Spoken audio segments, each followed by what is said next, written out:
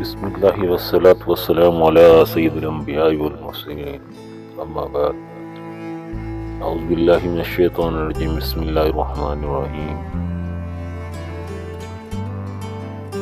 ان اللہ وملائکتہ یصلون علی النبی یا ایہا الذین آمنوا صلوا علیہ وسلموا تسلیما اللہم صلی علی محمد وعلی آل محمد کما صلیت علی ابراہیم وعلی آل ابراہیم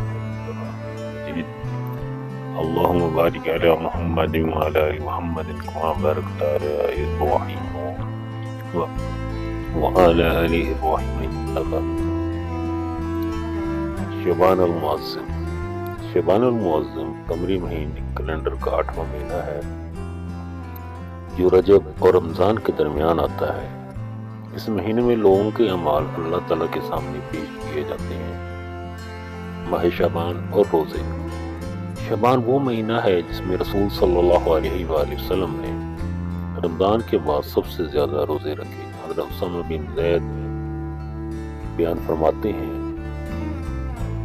قلت یا رسول اللہ لم ارک تصوم الشہر من الشہور ما تصوم من شعبان قال ذلك الشہر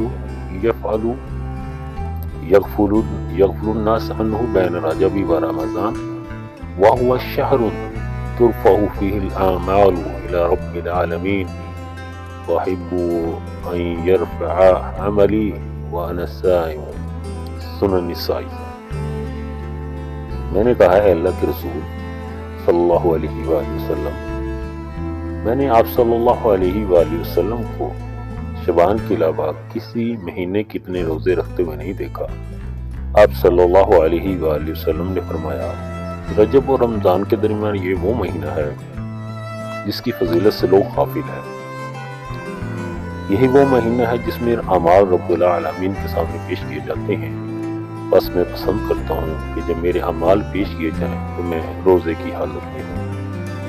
اس حدیث سے معلوم ہوا کہ شعبان کے پورے مہینے میں اللہ تعالیٰ کے سامنے اعمال پیش کیے جاتے ہیں۔